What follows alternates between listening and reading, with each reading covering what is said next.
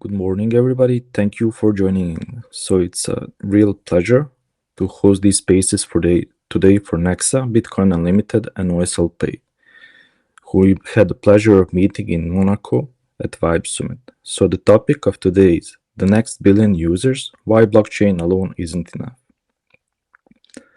So just a couple of weeks ago, all of us were speakers on the same panel at WAIB Summit in Monaco, where we talked about real-world adoption, infrastructure, and the challenges standing between Web3 and its next billion users.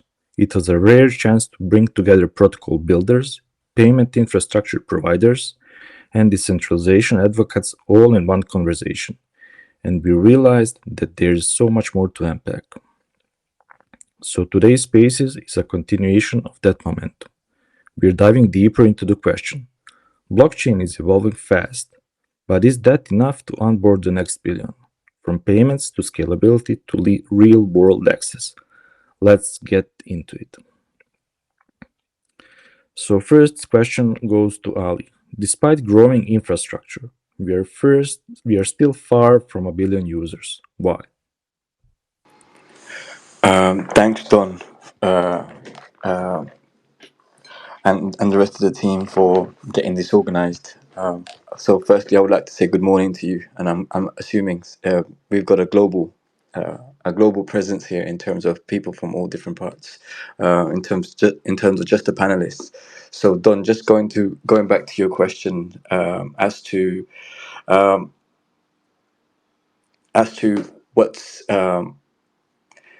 what's contributing to the next $1 billion users? Multiple things here, factors that I believe are contributing to this.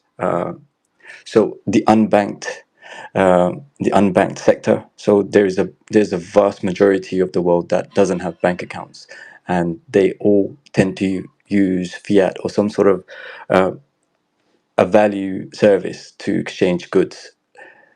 Be it Africa, be it Asia, one of the jurisdictions that are currently utilizing the stablecoins for the purpose of payments, being able to exchange value efficiently and seamlessly between two sides.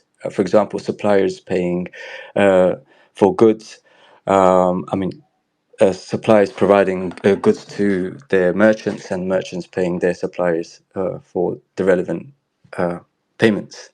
And this is one of the main or key factors that I believe is going to deliver us the next $1 billion users, simply because of the fact, if you look at what we already have in the digital asset space, is the institutional players have already come in and they've been building for some time now, and to the point that I call this year is a year of partnerships where TradFi and DeFi are kind of coming together. There are plenty of protocols, projects, or should I say, stable coins that are directly tying themselves into or directly establishing a partnership with TradFi companies. I mean, XRP Ripple is a prime example with Hidden Road. Hidden Road being a liquidity provider, and Ripple initially being a payment solution provider in the space of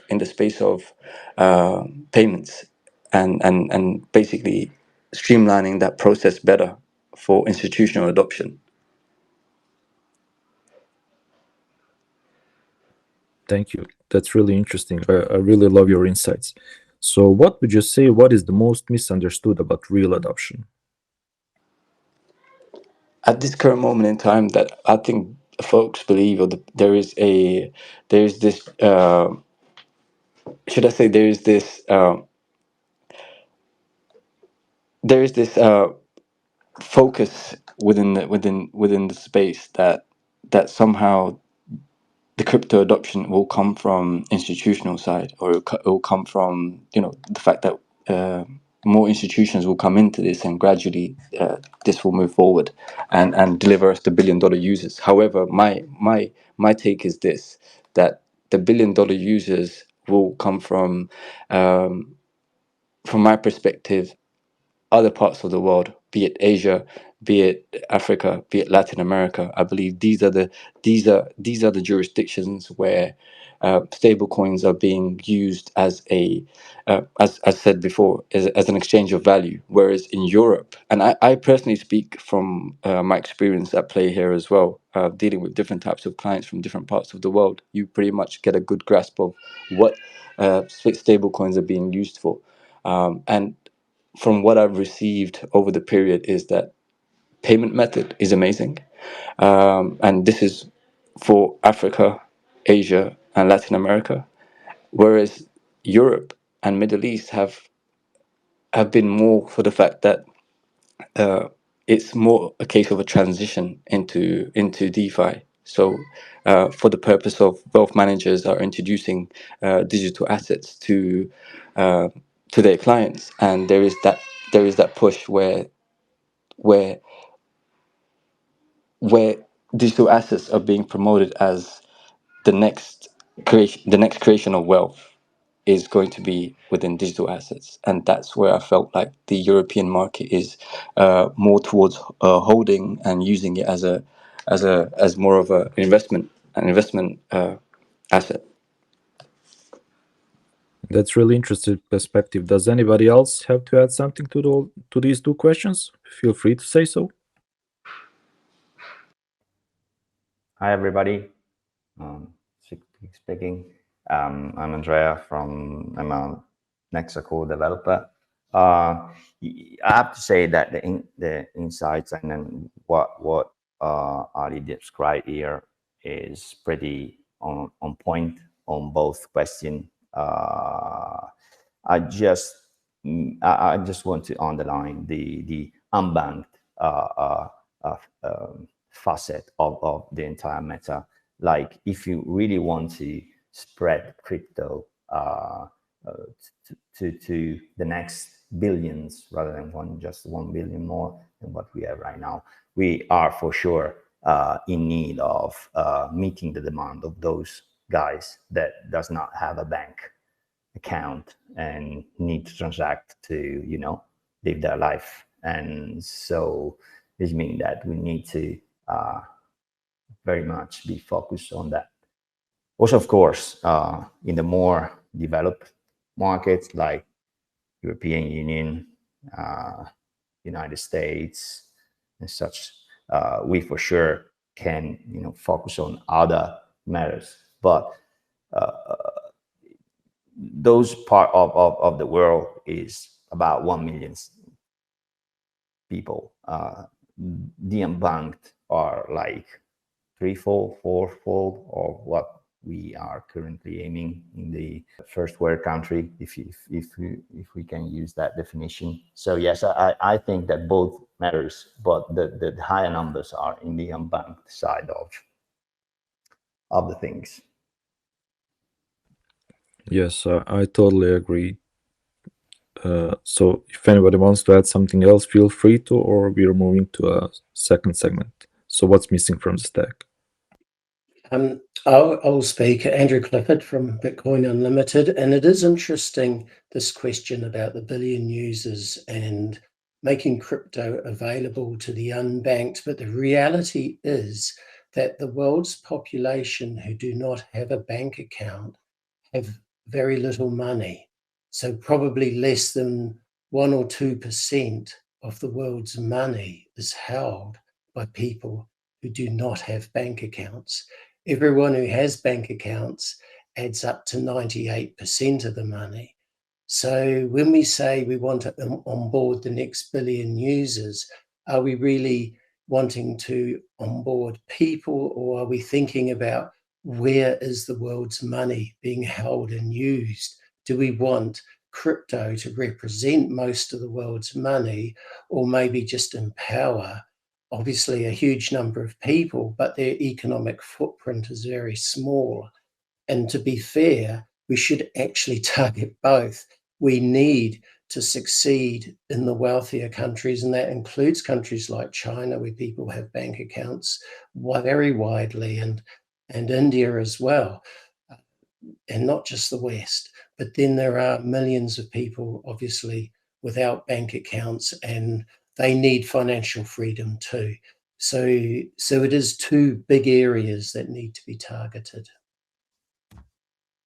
Yeah, I truly agree. So targeting both areas with people that have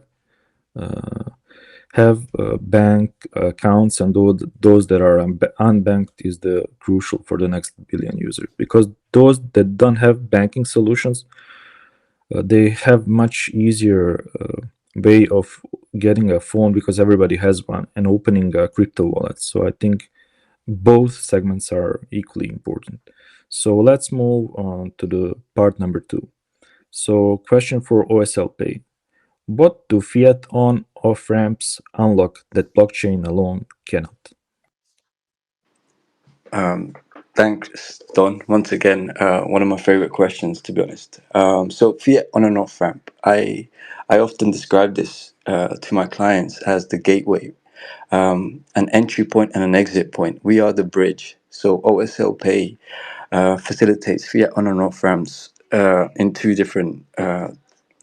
from two different perspectives. So we have an OTC service desk which facilitates on and off ramps for high net worth individuals, corporates, and institutions, which is a very high touch white glove service that is provided to our clients, being able to move, take in large positions and exit large positions seamlessly.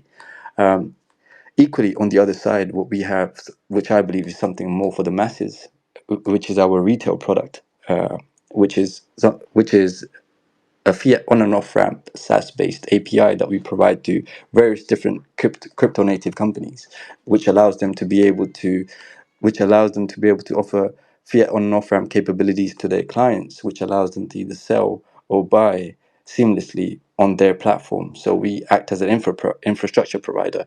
And with that said, the importance of this particular technology, I think, is going to be one of the groundbreaking technologies that we have, as it allows somebody, it gives access to everybody as long as you're able to kind of KYC, KYB, have access to a bank account. It allows you to leverage that. Or it's a case of you have access to a card, a Visa, MasterCard, Apple Pay issued card. You're able to purchase and basically access crypto. And then if you feel like you want to sell and you want to off ramp, you could equally do that as well. So I think that is the gateway to allow the adoption. I think it promotes and empowers adoption, as it gives retailers the ability. And I believe that the next billion users will come from the retail side, simply because of the fact that institutions are already in. And I come from a banking background, so having been around TradFi at State Street within the ETF digital assets division, and that was I think that's about 3-4 years back. So even then, I feel like institutions had already kind of grasped the idea and were preparing infrastructure. So it's a case of investing into infrastructure to be able to provide those services. But even then, they were catering for the institutional clients, whereas the fiat on and off ramp at retail level, I believe, is going to be the main driver, simply because that's where mass adoption will happen. That seems fine. Does anybody else want to add something?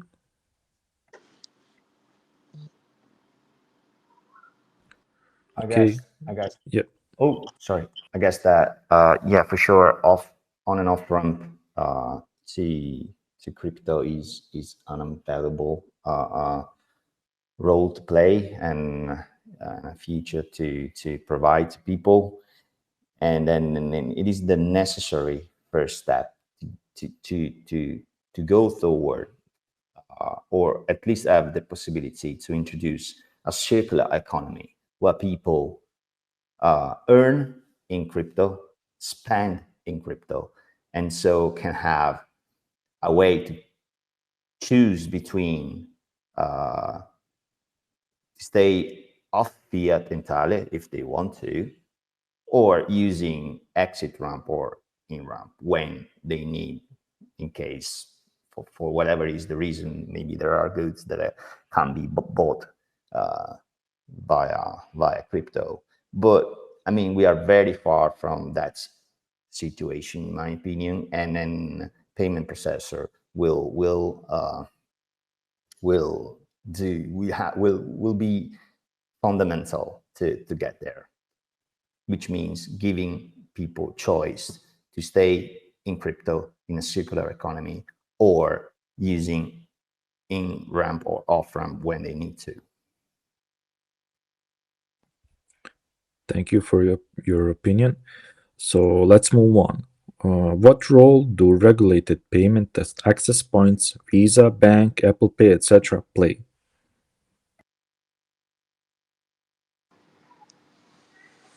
I can come in here. So again, I think this is going back to the fiat on and off ramp capability. So Visa and Mastercard are the biggest. I think they currently have the biggest market share in terms of retail flows. So card transactions either sit with Visa or Mastercard. So anything from that perspective allows such players. I mean, they bank. So should I say they give access to the population to be able to transact with fiat. And now we all know that Mastercard and Visa charge fees, and they are giants in the space in terms of the payment space.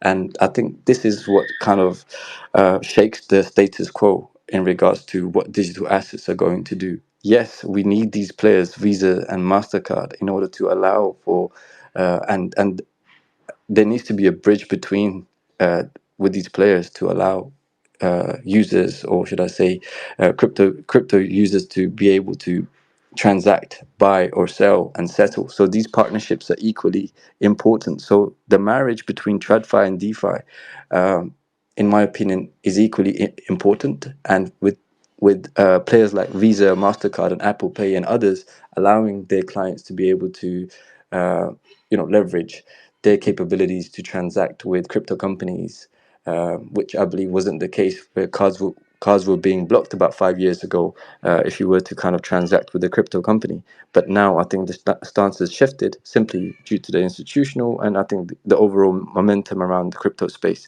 has changed significantly. So with that said, I think Visa, MasterCard, and other similar players are going to be the key players bridging that TradFi economy to DeFi.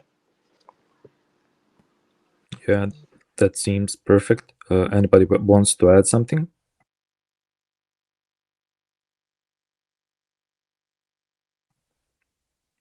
Okay, so let's move on. Question for Nexa. How does scalability support real-world commerce?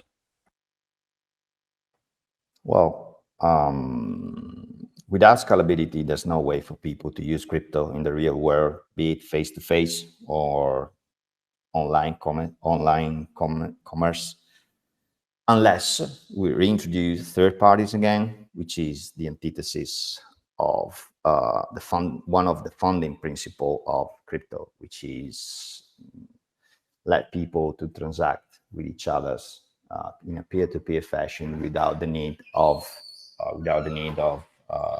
permission from third parties. So all the steps that go in that direction of increasing the throughput of the network. So the ability of the network to fulfill the needs of the unbanked, people that want to buy NFTs, that want to invest, are necessary.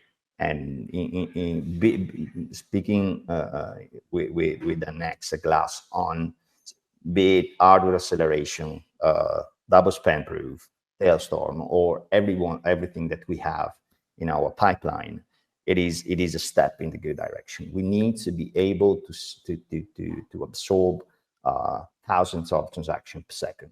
We need to be ready when the wave come, and if it come, and because we miss already one boat, which was around 2015 when the BTC network were congested, and since people identify Bitcoin with crypto back then crypto was Bitcoin, and people started to realize that it wasn't possible to use Bitcoin to buy things, to be money. And so they thought that crypto wasn't up to par, wasn't able to actually, provide that service, which is not true. We need this time. We need to be ready when the time comes. So this is my point of view on that particular matter. Thank you, Andrea. I think that Nexa is definitely getting there, and we are working hard to make this to do much better than Bitcoin did when it first started. Anybody else wants to add something?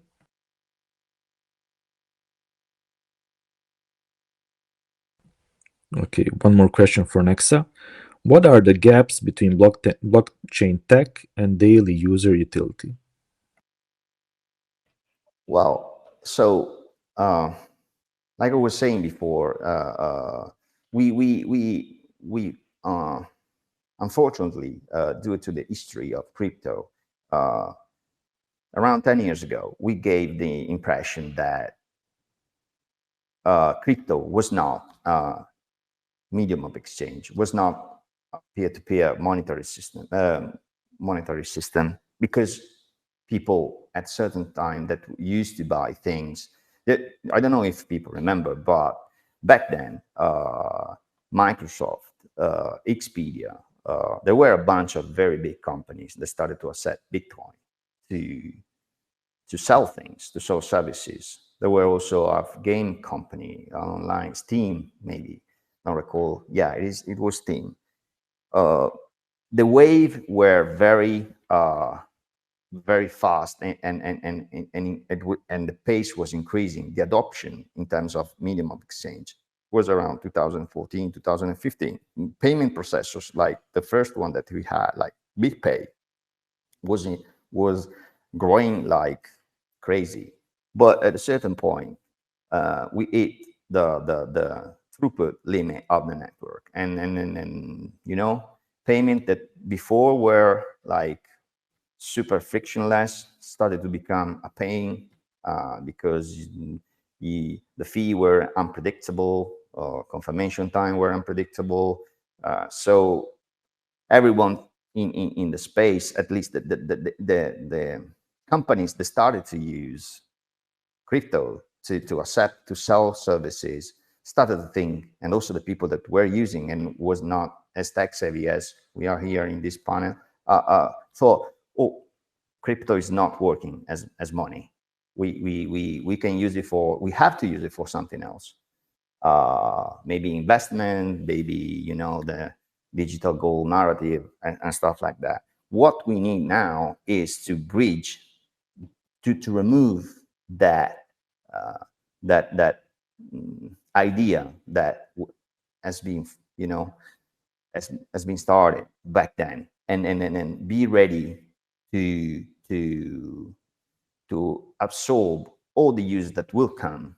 Let's suppose that for every reason, for having the ability to transact in your everyday life, let's say in Argentina rather than other Latin American companies where you have inflations, where you don't have access to, or Africa, whatever, you don't have access to a bank account, and you want to, buy things, sell things, become an entrepreneur, whatever. And suppose for a moment that tomorrow morning they will start like very rapidly to use cryptos to do that. We need to be ready for that day in such a way that nothing that happened in the past happen again. We need to provide a smooth, frictionless experience for those people. We have to be ready. We need to steer the sentiment back, because we need a monetary system which is out of the influence of third parties, so that people start to think again that cryptos is money, is investment, is Web3, whatever, but it's stable for the use that you want to get from that. Be it investment, be it buying Apple's, being whatever, pay your bills, be your bank, whatever, but we need to be ready. Yes, yeah, I agree with that point completely. And I think we're getting there. The process may be sometimes slow and difficult, but I think that we are doing all that we can to go there, to be there actually. Anybody else wants to add something?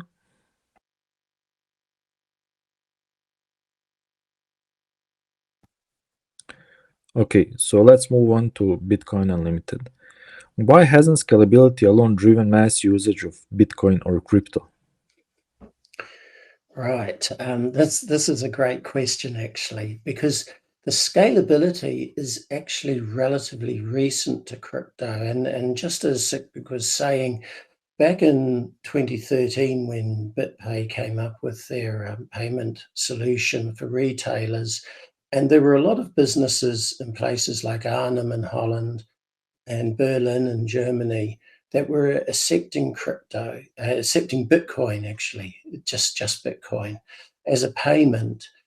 Bitcoin could only do 3 transactions per second. So it very quickly started maxing out its block size, and fees went up from the equivalent of less than a cent up to $1 or $2 or $5, and even $50 a transaction. And that did kill the BitPay model and many of the retail usages, unless you're buying a Ferrari or a ticket on Branson's spacecraft, which never really properly flew. I think he charged about 300 Bitcoin. Some people paid 300 Bitcoin for a ticket on that. And I don't know if they were ever refunded or not. But the point was that scalability has not been part of crypto for a long time. The first 10 years, from 2009 to about 2019, with the launch of Bitcoin Cash, helped in 2017. So crypto's had problems with scalability. When the fees went up on Bitcoin, a lot of users moved to Ethereum. But after a few years, Ethereum started to have very high prices, and people were paying $10 or $15 for a transaction on Ethereum. And that actually drove a lot of users away from ETH, which I don't think it's really recovered. All the buzz is about Solana and some of the other newer coins. So as each coin has struggled with scalability, the crypto users have moved to another coin, and that's telling us something. So that's why, well, with Nexa, we've really focused on scalability so that we can handle thousands of transactions a second. And that means that we are in a position where we can handle retail usage. So the scalability question has only relatively recently been solved. But unfortunately, because the problems that Bitcoin and Ethereum had back in the early years, it's kind of put the retail sector off Bitcoin. And I could just mention other things as well to do with prices, like prices having 8 decimal places. The public just don't like that. The public are used to 2 decimal places on prices everywhere. So to see 8 decimal places is just crazy for many people. So that puts off the retail usage. So you're not going to get mass adoption of currencies where you have to look at 0.000347 of something. That is just not something the public are interested in seeing when they're going to buy something. So that's why on Nexa we move the decimal point so it's got two decimal places, just like dollars, pounds, euros, yuan, and everything else, to make it familiar for retail pricing. And ultimately, if Nexa goes up in value, we won't be talking in millions, we'll be talking in thousands on the price. And people are comfortable with large numbers. And in countries like Argentina and Turkey, the fiat prices can be quite large. And it was the case in Italy until it adopted the euro, very large prices. The public are good with large numbers. They're not good with many decimal places. So these things affect scalability and the usage, not just scalability alone. I better stop at that point, otherwise I'll keep going. Thank you so much for your insight. Your experience and knowledge is something that we could all listen for years, I believe. If anybody else wants to add something, please do.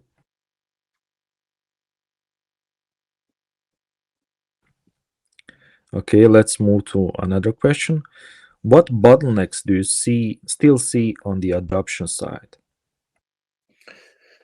Right, the main bottleneck I see is the fact that governments are worried about crypto because in nearly every country, the governments control the fiat money printing through the central banks, and they pretend that the central banks have independence. But the independence is very limited. And if governments want to print money, they will borrow, and the central banks will often print money to buy government debt. And that's kind of just like, that's just inflation. It devalues the money in everyone's pocket. So the governments don't want to lose the ability to run perpetual deficits. They want to be able to print money, but they can't print crypto. So if everyone's using crypto, then governments are going to have to start to look at running balanced budgets. And that is going to be very painful for a lot of governments. So that is going to cause this issue a huge amount of pushback, which will be the battle between crypto and governments for the next 20 years. Ultimately, governments should run balanced budgets because when they print money, they're deciding where money should be spent. So they devalue the money in everyone's pocket by printing more of it. I'm talking about fiat, because they think that they should spend it on this project, this gun, this water project, this benefit for someone. But instead of by devaluing, by taking money from everyone's pocket at the same time. So governments prefer to spend other people's money, and that is a big problem for the adoption side of crypto. And what's working with government is the banking cartel. A lot of the retail banks are afraid of crypto because one of the original benefits of crypto, which is still there, is the be your own bank, banking the unbanked, as we start saying at the beginning of the conversation. If we're allowing the unbanked to bank themselves and own their own money without a bank, then what does that mean for HSBC and JP Morgan and Citibank and Societe Generale?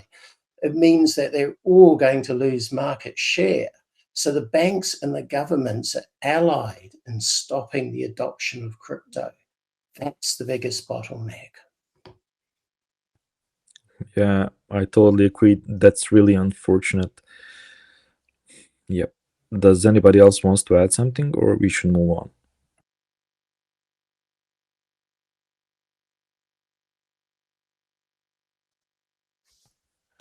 Okay, let's move on. So one more question for Ali. Is crypto too technical for mainstream users? It's a great question, Don, but I think this is a $1 million question. It depends who you ask. So, I mean, now, yes, in my opinion, from what I've seen working with different clients coming from different backgrounds and different kind of jurisdictions, they may have the knowledge on Bitcoin. They may have, so just to give you a bit of a context. Now, when I first, from my personal experience, when I first came across Bitcoin around 2015, I remember just speaking to my dad about it. Just a university kid come home who's just bought Bitcoin and is trying to convince his dad it's something that's for the future. And I remember having the conversation that what does it do? What can I do with it? If I lose my phone, do I potentially lose my assets? Do I lose a Bitcoin? I said, yes, you do. And I think from that point onwards, it was a case of, it wasn't a good sell at the point. However, a few years fast forward, it was a good sell simply because of the fact you've seen the price from 300 rise to 7,000 in 2018. So, I mean, a great asset at the time for a university kid. But the point I'm trying to make is when I speak to people from who are slightly without saying the word old, in the sense that, you know, people with a more TradFi focus, people that believe in you know, being able to touch and feel their assets, in the sense, you know, the cash or some sort of a card or gold, they have this they're strongly opinionated in regards to that, you know, they should be able to access and see and hold their funds and assets, or should have easy access to it. So with that said, it is technical, and whenever you come to the point of, you know, trying to explain to someone that how to trade crypto, whether you're trading on an exchange or you're trading on a DEX, it's fairly technical, to the point that, you know, people do tend to lose interest, especially when you are not so crypto savvy. You're not too interested. You're more on the focus of how can you utilize it for the purpose of, you know, to resolve your issue. So I think when I say resolve the issue, so people that use stable coins as a payment method, they pretty much have a very straightforward use case. You know, they on ramp USD, USDT, send the funds on, and potentially once the supplier receives the funds, they assets, they potentially off ramp, or, you know, decide to keep their crypto. Now, when you talk about investing into crypto, that's where the technicalities and the expertise and the knowledge needs to be a lot more deeper, where you need to understand how to bridge, you need to understand how to understand dynamics, tokenomics, the entire thing. But this may not be, what's the word? This may not be applicable to every single user. I think it's solely dependent on use case and what you leveraging crypto and digital assets for. If it's a straightforward case of being able to, you know, diversify your portfolio, where you have a bunch of FX, you have a bunch of stocks, and now you want to add crypto to it to diversify. It's a pretty straightforward mix. But whereas it gets technical once you go deeper into it and into the technicalities.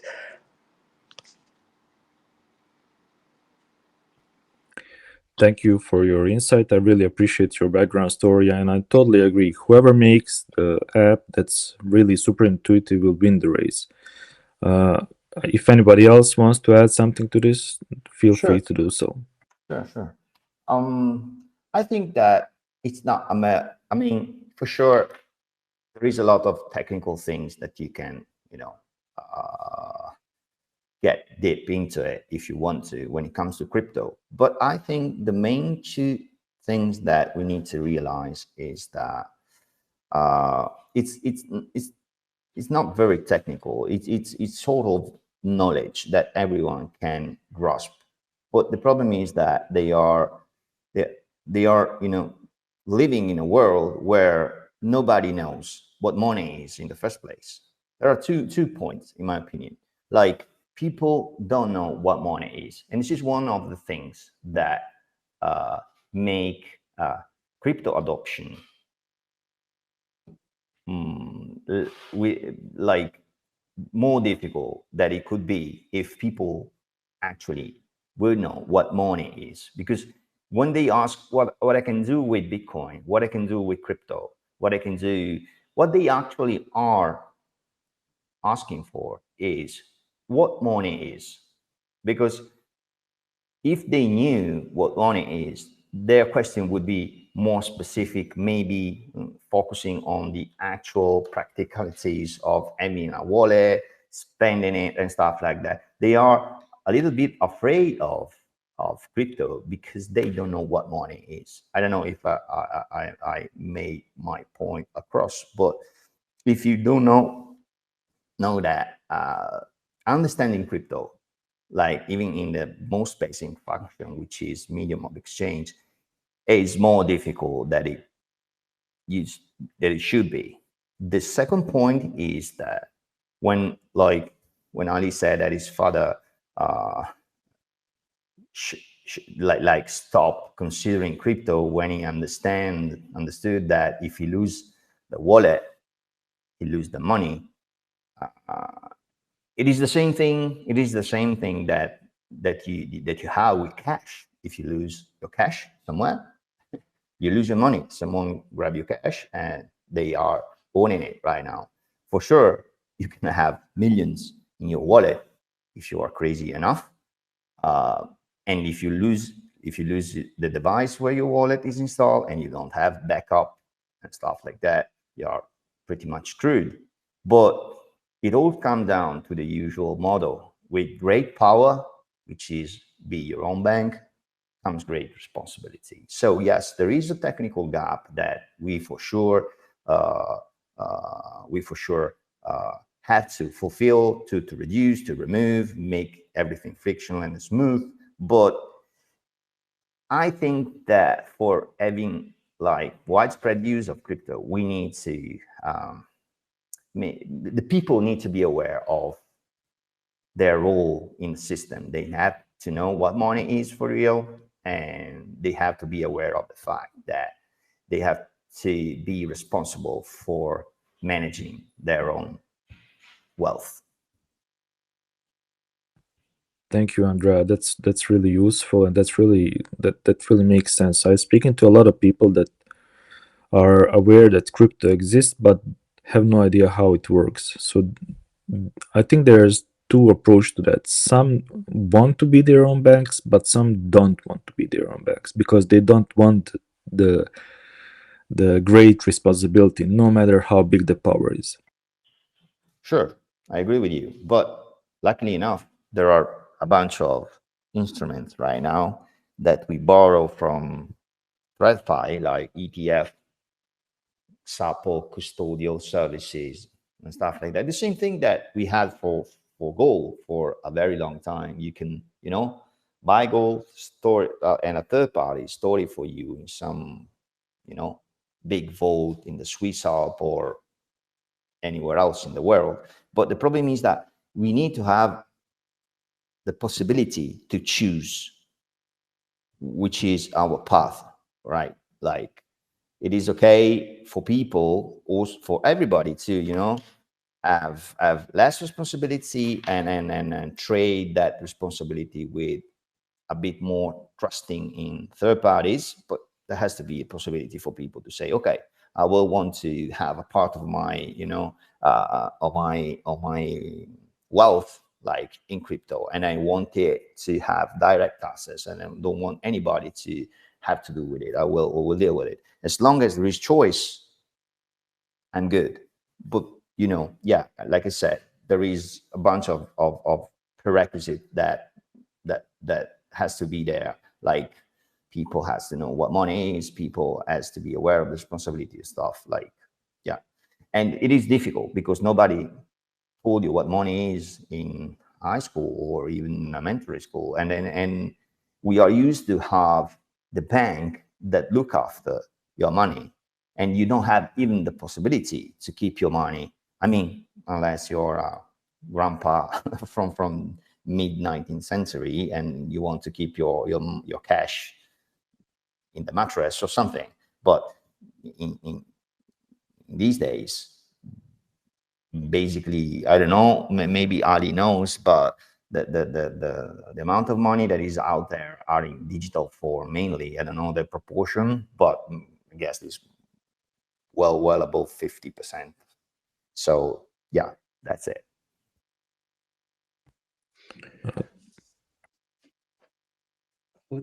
I would just like to add a little bit to that. Is crypto too technical for mainstream users? The answer is yes. And even for crypto users, a lot of crypto users simply leave their coins on exchanges for years because they don't want the responsibility of taking it off exchange into a wallet. And it does make me wonder, well, even if we've got sort of crypto aware people right now who just want to leave their money on exchanges, there's definitely going to be hurdles for people who are even too afraid to get involved in crypto, and that's the majority. So there is an issue with making it really easy for mainstream users. And I was just thinking back to a movie called In Time with Justin Timberlake. He was acting in it. I thought he did really well acting in that. And there was actually a biometric where people had seconds and minutes and hours to live, and it was like a digital number on their wrist where they could give minutes and hours to other people that could be used to buy food and get a taxi ride and everything. So it was the ultimate in biometrics. You literally could have your crypto balance on your wrist. And I don't think actually the technology is too far away for some kind of embedded biometrics. And it may be that kind of technology will be needed in the end to make crypto really mainstream. But at the moment, it's got to look at custodial processes similar to the banking system. And maybe the big banks are being short-sighted because they could offer crypto bank accounts, and they'd probably get a lot of customers in the end if they did that. Yeah, that I think that makes really perfect sense. Simplifying crypto usage for everybody, so anybody will be able to access it. And if they want to keep it on the exchanges or wherever, that's their choice. But if we make an app or anything else, a device where it could be really simple for them to use, safe keep crypto, I think that could be really beneficial. That's maybe something to think about for the future. So let's go on another question. How can infrastructure and payment providers work together better? And whoever wants to talk about it, feel free to.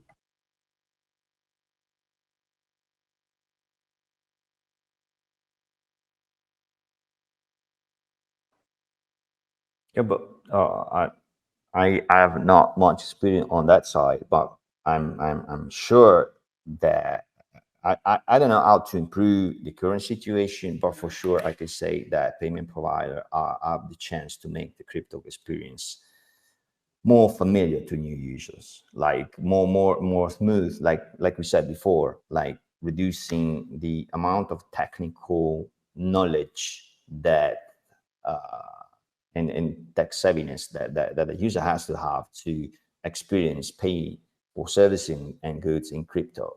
Like we said before, it is paramount to provide a system that is very easy to use, so that we can increase the scope of the audience of these systems.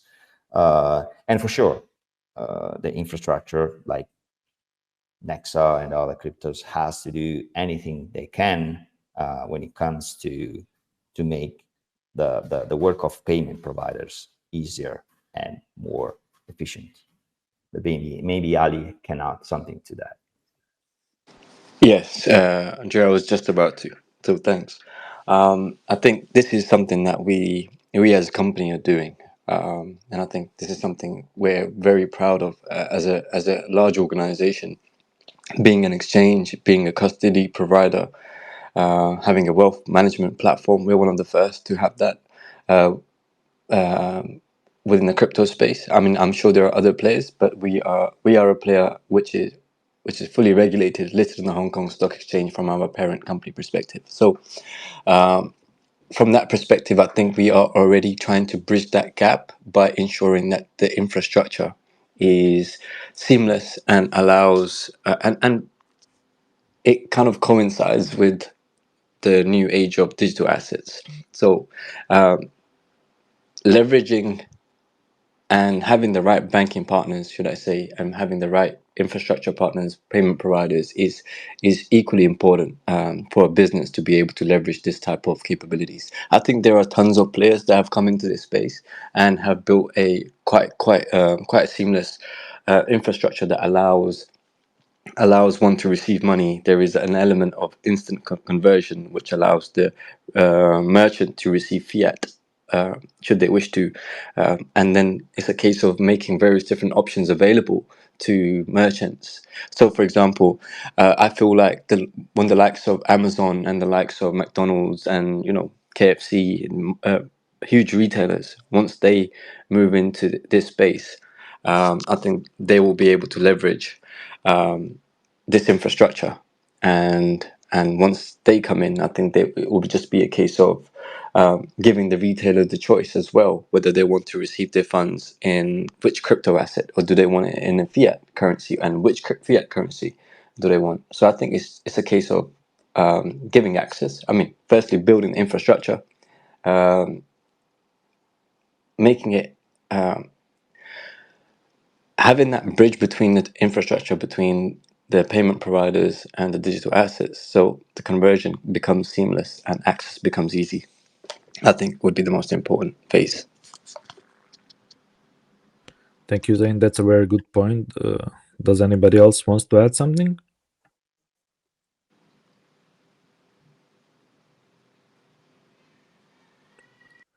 Okay, let's move on to another question. Can we simplify onboarding with compromising decentralization? I think this is really an interesting one.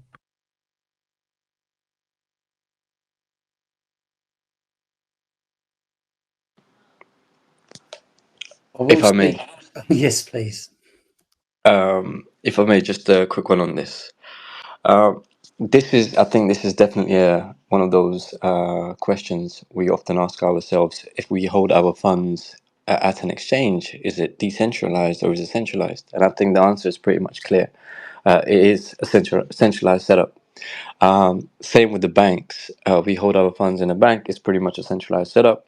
The only time I think there is an element of having full independency is when you are holding your own crypto within your own cold storage wallet. So I think this is going to be a very key question, and I think and the best way to address this is the fact that there is going to be a constant. I think it's not a case of decentralization is bad, and it's not a case that centralization is bad. I think there needs to be a strong bridge between the two. Simply being able to centralized capabilities, I think, are great equally, simply because they give you assurance, they give you some sort of comfortability. For example, being in the UK, if you hold your funds within a bank, up to £85,000 is insured per account, and in the case that if you hold your funds in a crypto exchange, and I know we're one of those companies that have a insurance policy on digital assets. So in the case of any unfortunate events, we will cover up to a certain amount. I believe it's up to $1 billion from a parent's perspective. I mean, from a parent company's perspective. So with that said, I think there needs to be a good transition between and a constant transition between decentralized and centralization. Thank you. So, Alex, you wanted to add something? Yes, I was just going to say that there's really several different types of decentralization, and the important one to make crypto work is having the decentralization of the actual full node network, the actual network and mining or forging, basically a decentralization of the people running the network, that it's not being run by one company, one government, or one organization. And that is the most important aspect of decentralization, is the blockchain itself. Now, what's being provided with onboarding, with what could be classed, as we just heard, as a centralized custodial arrangement, doesn't compromise the decentralization of the coin itself. So it's actually fine. All it means is that we've got much bigger wallets, and like exchange wallets, and we know, for example, in Nexa, that one of the biggest wallets is MEXC, but they're holding on behalf of thousands of people. So Nexa is still decentralized, even though there's a big wallet with thousands of people's holdings in it. Now, obviously, if there's a problem with MEXC, that's affecting a lot of people, which is bad. But the actual Nexa network itself would be unaffected in that situation. So we shouldn't mix the concepts of a centralized custodial service with the actual decentralized network. Quite different things. Thank you. That's a very, very good point for all of us to be aware of. Anybody else wants to add anything?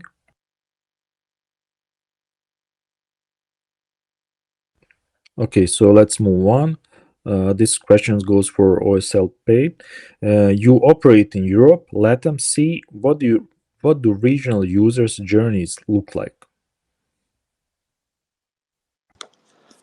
From a perspective of being a global entity, this is, I think, I've touched up on the start, that you realize that what type of flows are coming from which direction, which jurisdiction, and what's the I think the consumer habits, or should I say the user habits, and what they tend to utilize the digital assets for.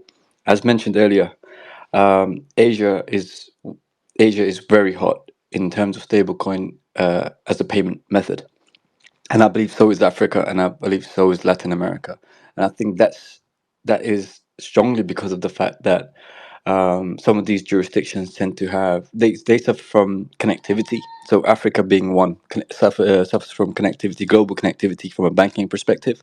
So it's a no-brainer for them to leverage stable coins. The payments are immediate. The cost is almost minimal, and you pretty much transact efficiently, seamlessly, and it's a win-win scenario. And I think it's the same in LATAM. LATAM is another key area where the likes of Venezuela is, the currencies turn to dust, and for them to for a country like that to move into crypto is almost a case of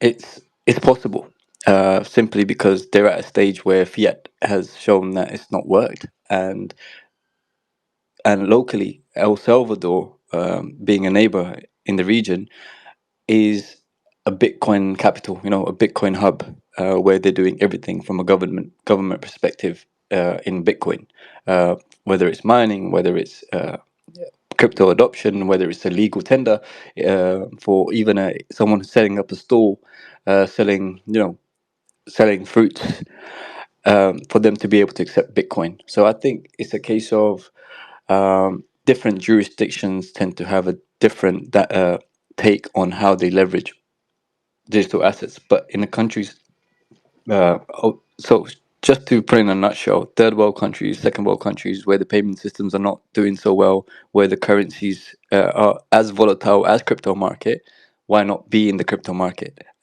Simply because of the fact that there is more upside within this space than there is in the fiat.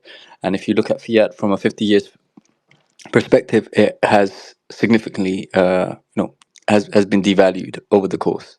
What the pound was worth 50 years ago to what it's worth today, and so on, and with the dollar, and with all the other major currencies. That's a So it's almost a no brainer. Yeah, that's a great point. So, where are stable coins and fiat ramps solving real problems?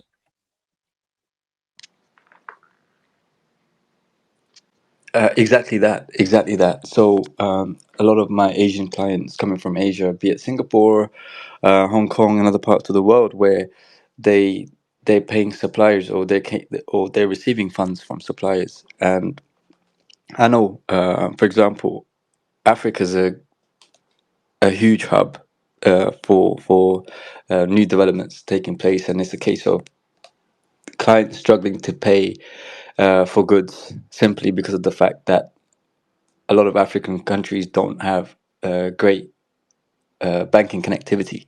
And with that said, stablecoins resolve that pretty much immediately. So that's the biggest use case for what I see here, for the two different jurisdictions, continents. Thank you for that. So, let's move to another question. This one is for all. How do regional needs shape your tech or product priorities?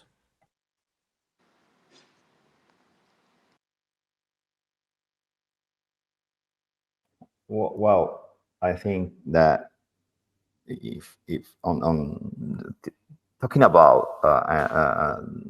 thinking through that question, as a developer, as an Nexa developer, I think that you need to, like I said before many times, you need to look at the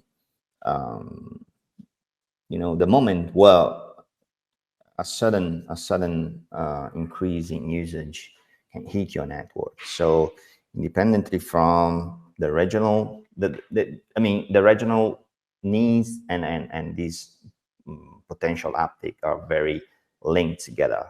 Like I said before, suppose that for a moment a usage of a given crypto started to increase dramatically for whatever reason, like because in Burkina Faso rather than in Chile there is uptake in user for a certain partner in selling goods or banking people or stuff like that. You need to be ready, which is paramount to us at Nexa, is to be ready for that kind of thing, like being able to scale like even 3-4 order of magnitude more than what we currently have, which is already a lot. But we need to be there and to be able to fulfill those kind of usage without,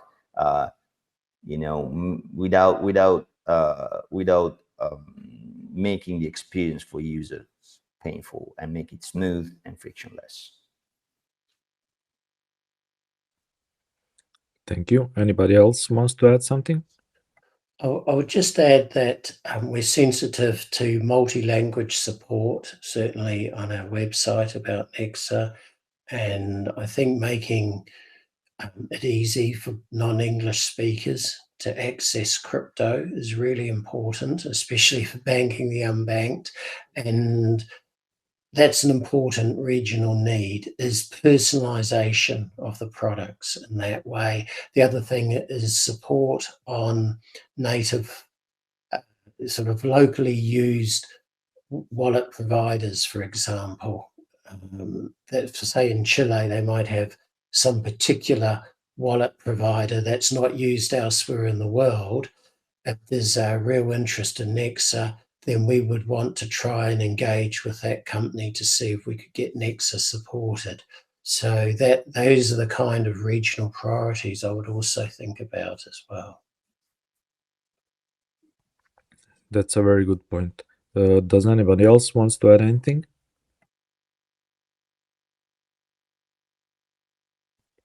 Okay, moving on. So if you had to fix one thing to onboard the next billion users, what would that be? If I can take this one, Don, quickly.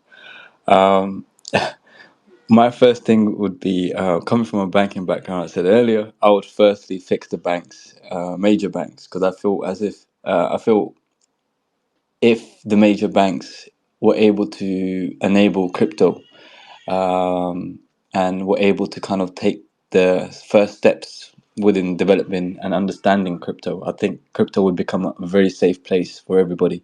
I think banks tend to hold people's money anyway, and having a crypto arm. To be honest, banks have, in my opinion, what I've seen, banks have established separate, independent entities or some sort of a collaborative partnerships with other players. Just to name a few, Nomura has Laser Digital, Standard Chartered has Standard Chartered with OSL has Zodia Markets, and there are a few others as well with a similar setup. So I feel as if these coming from the UK, I feel as if the likes of RBS or NatWest to kind of come into this space from a crypto perspective. I think it would make the crypto adoption a lot more easier, and people would be a lot more. They would have a lot more trust within the transition from TradFi to DeFi. But I feel as if the banks and the governments, as one of the folks mentioned earlier, that there is this alignment between the two of not enabling crypto or being a resistance force towards this adoption.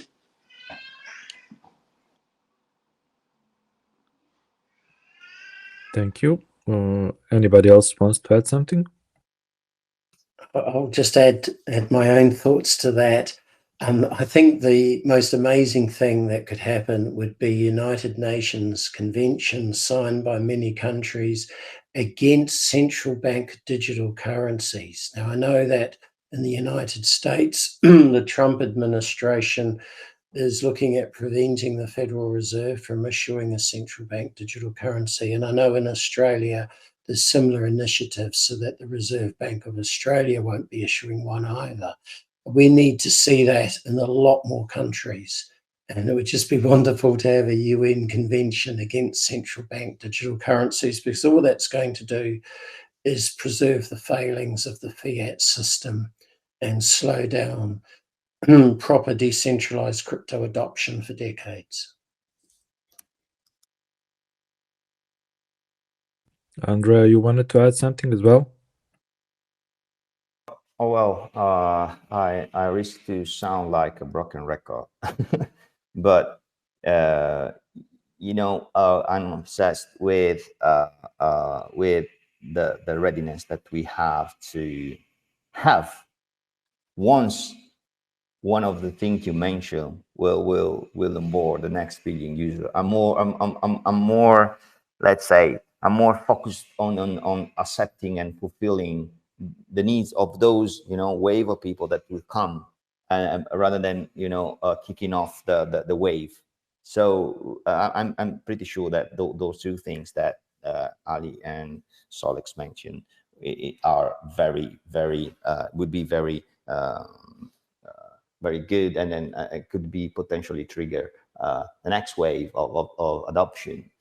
And then I will welcome those kind of things. But like I said, I'm very focused on being ready to make the experience of those new users as smooth as possible.